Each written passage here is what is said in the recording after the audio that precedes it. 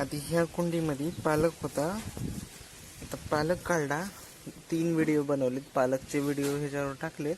आता हे लसूण टमाट्याचं थोडंसं पालकचे पण आहे. हे पालक, हे टमाटे, लसूण, हे 3 दिवस झाले, 3-4 दिवस झाले. आणि ह्याच्या मुळा पण आलेत. हे म्हणजे बाहेरून दिसत आहेत. फोकस. हे आणखी व्हिडिओ मी बनवलेत, खूप आहेत. ते पण बघा व्हिडिओ.